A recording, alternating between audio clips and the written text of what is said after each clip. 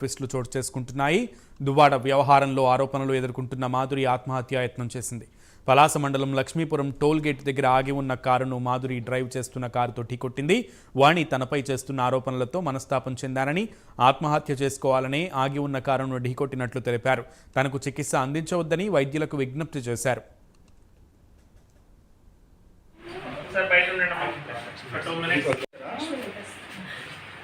ఎవరు గుర్తులేదు. నేనే ఇవి చేసిన హెరాస్మెంట్ కి సూసైడ్ చేసుకుందాం డిసైడ్ అయ్యి నేనే ఆగి ఉన్న వెహికల్ నేనే గుద్దేశాను. నేనే స్పీడ్ 140 వచ్చి నేనే గుద్దేశాను. నాకు ఏ ట్రీట్మెంట్ వద్దు, లెట్ మీ డై.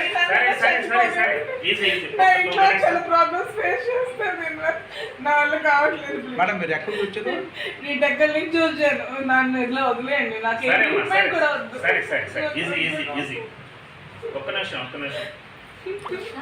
ఒకసారి నాలుగు చూపించండి.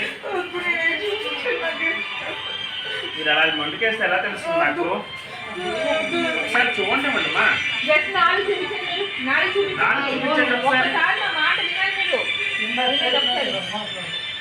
ఒకసారి బయట ఉండండి. ఒకసారి బయట ఉండండి అమ్మా. 2 minutes. ఎవరు గుర్తులేదు. నేనే ఇవి చేసిన హెరాస్మెంట్ కి సూసైడ్ చేసుకుందాం డిసైడ్ అయ్యి నేనే ఆగి ఉన్న వెహికల్ నేనే గుద్దేశాను. నేనే స్పీడ్ 140 వచ్చి నేనే గుద్దేశాను. నాకు ఏ ట్రీట్మెంట్ వద్దు, లెట్ మీ డై. ఇంట్లో చాలా ప్రాబ్లమ్స్ ఫేస్ చేస్తాను. నా వల్ల కావట్లేదు. మేడం మీరు ఎక్కడ వచ్చారు? ఈ దగ్గర నుంచి వచ్చాను. నన్ను ఇట్లా వదిలేయండి. నాకు ఏ ట్రీట్మెంట్ కూడా వద్దు. ఒక్క నిమిషం.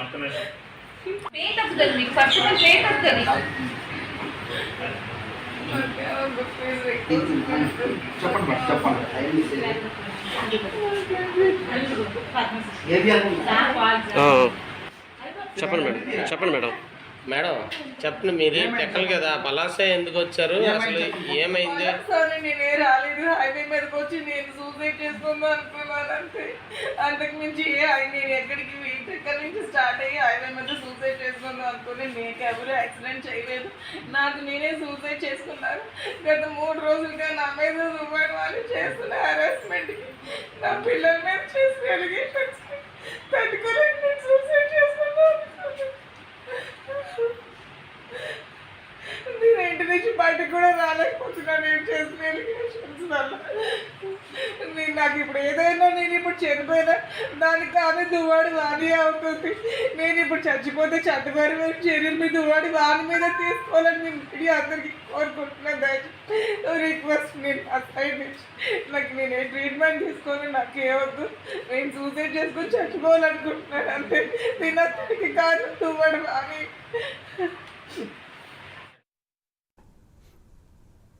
పలాస మండలం లక్ష్మీపురం టోల్ గేట్ దగ్గర ఆగి ఉన్న కారును మాధురి కారు ఢీకొట్టింది. దీంతో 2 కార్లు బోల్తా పడ్డాయి. మాధురికి తీవ్ర గాయాలు కావడంతో పలాస ఆసుపత్రికి తరలించారు. మొదట ఇది ప్రమాదమని అందరూ భావించారు. అయితే తాను కావాలనే కారును ఢీకొన్నానని మాధురి చెప్పారు.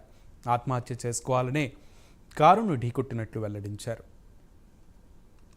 ఇదే విషయానికి సంబంధించి మరింత సమాచారాన్ని మా ప్రతినిధి గిరీశ్వర్ అందిస్తారు.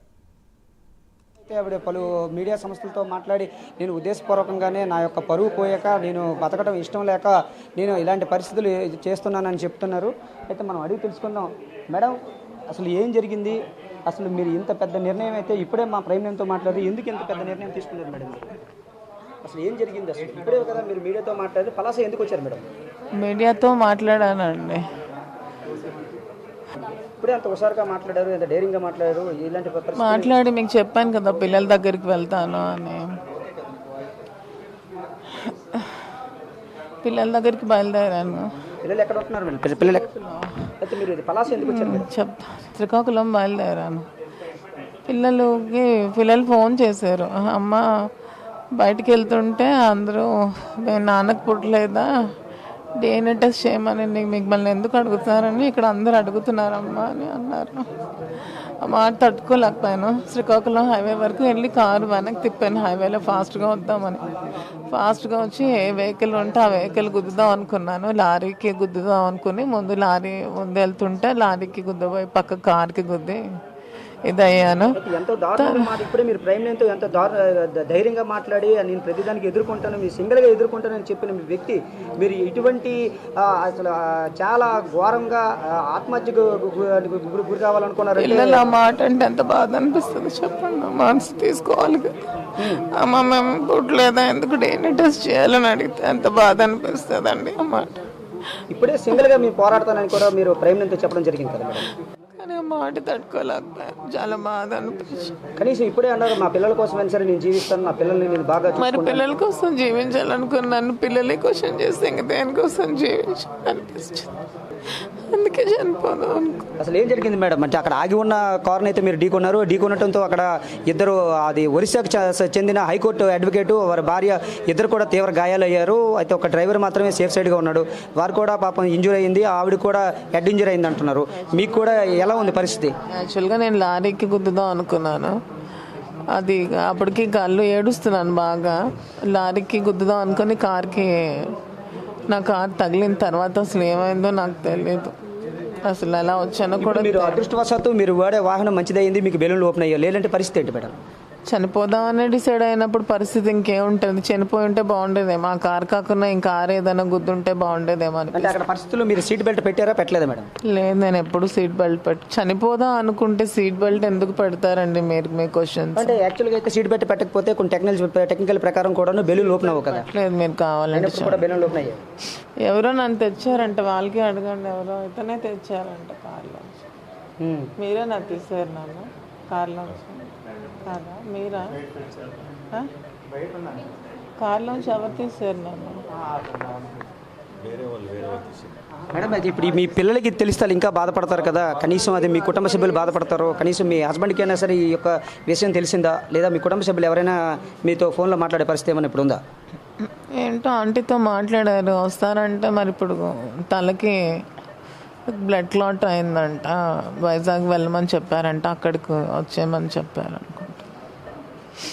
అంటే మీరు ఉద్దేశపూర్వకంగానే నేను ఆత్మహత్య చేసుకోవాలనుకున్నారు. అయితే మరి మీరు ఏమైనా ఆవిడ మీద నా పిల్లల మీద పడిన మచ్చకి యాక్షన్ తీసుకోకపోతే పోలీసులు, నేను ఇంకా ఇప్పటికీ అదే చేస్తాను. నేను ఇప్పుడు నన్ను సేవ్ చేసిన అదే చేస్తాను.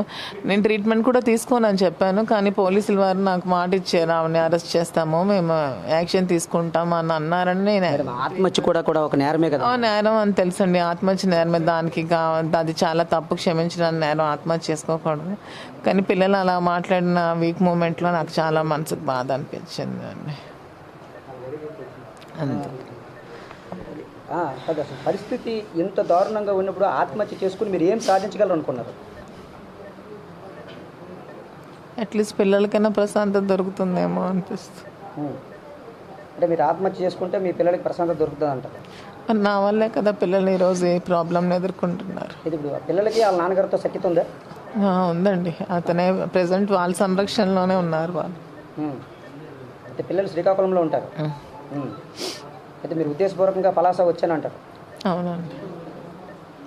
కొన్ని ఎప్పటికైనా మీరు నిర్ణయం మార్చుకొని మీ పిల్లల కోసం? నేను మార్చుకోనండి, నేను చెప్పాను ఆల్రెడీ, ఆవిడ మీద నా పిల్లల మీద చేసిన ఆరోపణలకి ఆవిడ మీద యాక్షన్ తీసుకోండి, ఆవిడ ఇచ్చేయండి, లేదంటే నేను ఇప్పటికీ ఇదే నిర్ణయంతో ఉన్నాను. I don't take any treatment also, I don't want to take.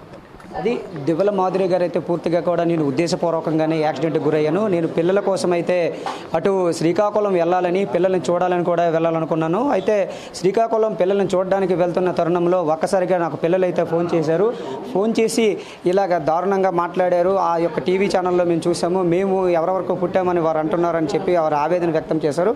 అయితే ఆ ఆవేదన వ్యక్తం చేసిన తరుణంలో ఆ పిల్లల మాటలకి ఈవిడ మనస్తాపం చెందే పూర్తిగా అటు శ్రీకాకుళం వెళ్లకుండా ఇటు పలాస అయితే దారిని అయితే ఎంచుకున్నాను. అయితే ఉద్దేశపూర్వకంగా నేను ఒక లారీని ఢీకొనాలనుకున్నాను. అయితే లారీని ఢీకొనే తరుణంలోనే ఈ యొక్క కారుని అయితే ఢీకొనడం జరిగింది. అయితే ఏం జరిగిందో నాకు తెలియదు. నీకు యాక్సిడెంట్ అయిన అనంతరం నీ సీట్ బెల్ట్ కూడా పెట్టుకోలేదు, ఉద్దేశపూర్వకంగా నేను చనిపోవాలనుకుని. అయితే ఆ సీట్ బెల్ట్ పోయినప్పుడు కూడా నాకు బెలూన్స్ ఓపెన్ అయ్యేవి. నేనైతే ప్రస్తుతానికి స్పృహ కోల్పోయి ఉన్నాను. ఎవరో వచ్చి నాకైతే హాస్పిటల్లో చేర్పించారని మనకి దివ్వల మాధురి అంటున్నారు.